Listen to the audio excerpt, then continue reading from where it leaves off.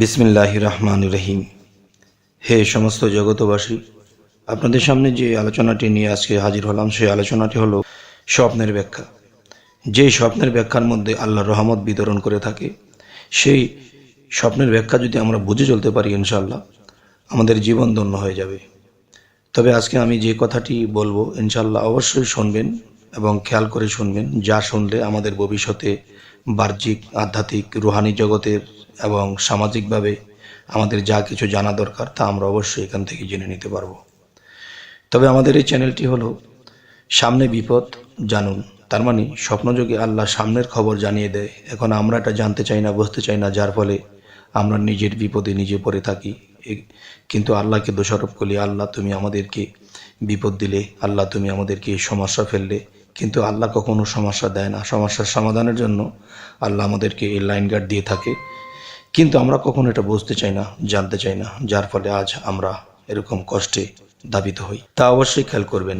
আজকের আলোচনাটি শুরু করব যে আমানতের টাকা আদায় করতে দেখলে স্বপ্নে আপনি এটা কি বুঝবেন। যে আপনি কারো কাছে আমানত রেখেছিলেন, এখন সে আমানতের টাকা বাহ্যিকভাবে আপনি সেটা পেতে কষ্ট হচ্ছে, নিতে কষ্ট হচ্ছে। তো এখন আপনি সে আমানতের টাকা তুলতে যাচ্ছেন বা আদায় করতে যাচ্ছেন, এটা স্বপ্নে দেখলে কি বুঝবেন? এটা স্বপ্নে দেখলে বোঝা যাবে যে আত্মীয় স্বজন কর্তৃক উৎপীড়িত হবেন।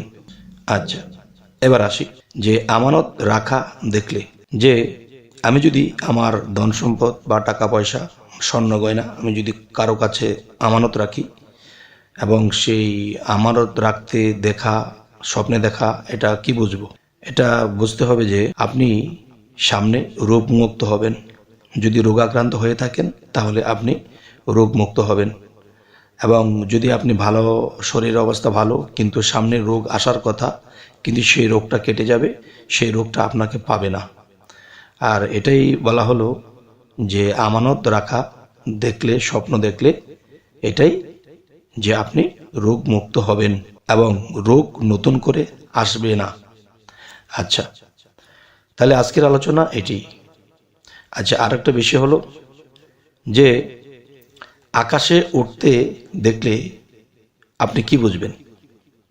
আপনি আকাশে পাখির মতো উঠতেছেন, তাহলে এটা আপনি ঘুম ভাঙার পরে চিন্তায় পড়ে গেলেন যে এটা কি দেখলাম, যে আমি আকাশে পাখির মতো উঠতেছি।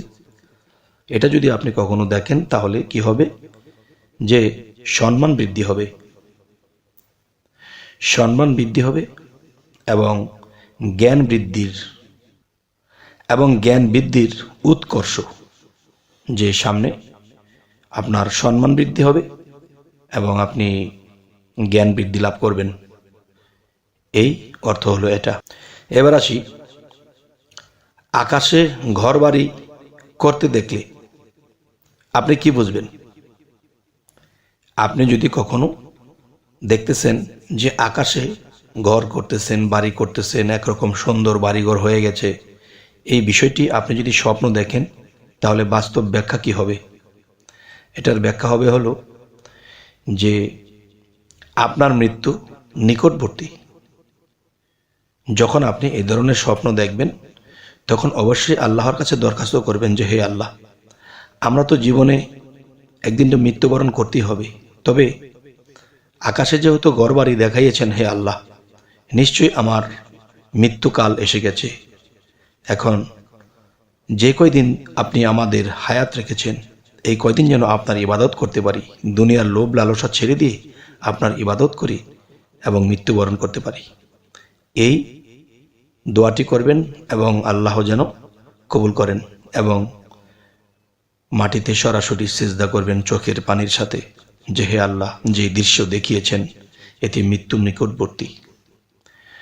আচ্ছা, এবার আসি, আকাশে ডাক শুনতে দেখলে আপনি কি বুঝবেন?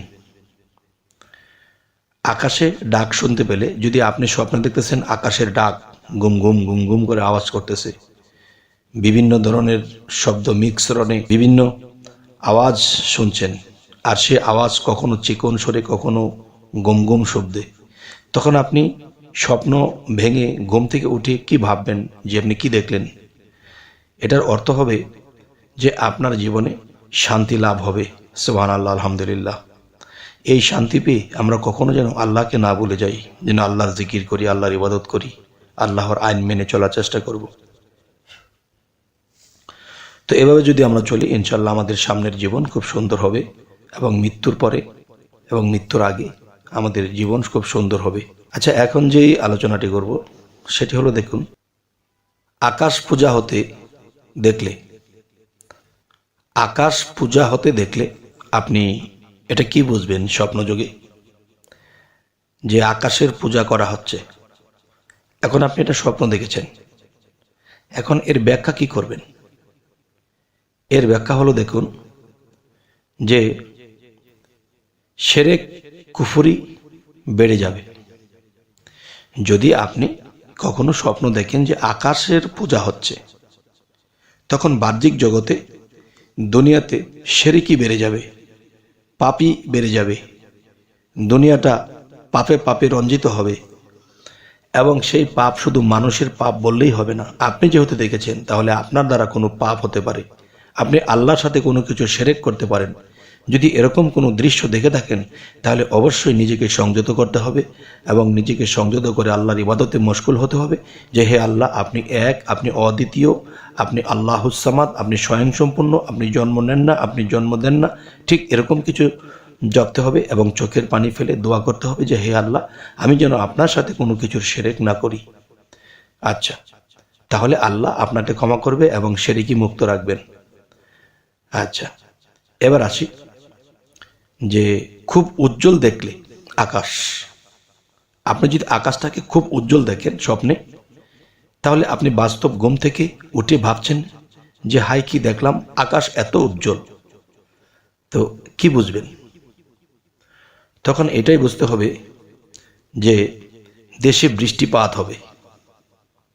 হে সমস্ত জগতবাসী, যে আকাশ উজ্জ্বল দেখলে বৃষ্টিপাত হবে। আর তখন আপনি এ কথাটি যখন বুঝে যাবেন, তখন কিন্তু আপনি যারা কৃষি কাজ করে, যারা বিভিন্ন ক্ষেত খামারে কাজ করে, আপনি তাদেরকে বলতে পারবেন যে ইনশাআল্লাহ আল্লাহর রহমতে আমাদের দেশে বৃষ্টি হতে চলেছে।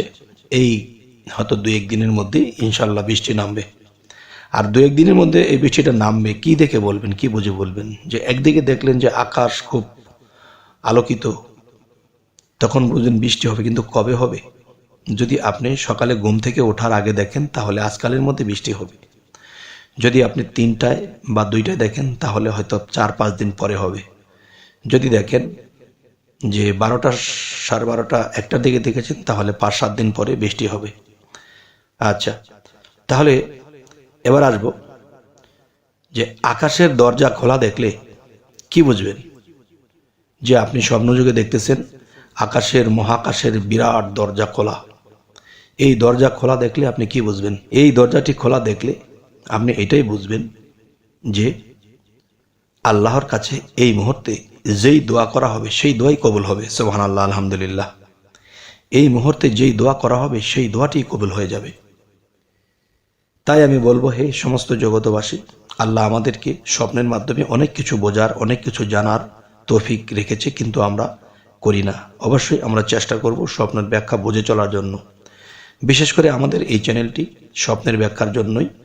অবশ্যই জীবনের অনেক কিছু জানতে, অনেক কিছু বুঝতে আমাদের এই চ্যানেলটির দিকে আপনারা খেয়াল রাখবেন, চোখ রাখবেন। সামনে বিপদ হোক, সুপদ হোক, যেই পথই হোক, আমরা অবশ্যই জানতে পারবো ইনশাআল্লাহ, আল্লাহর রহমত।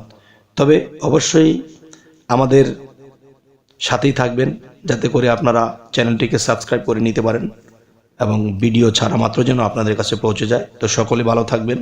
আল্লাহ হাফিজ।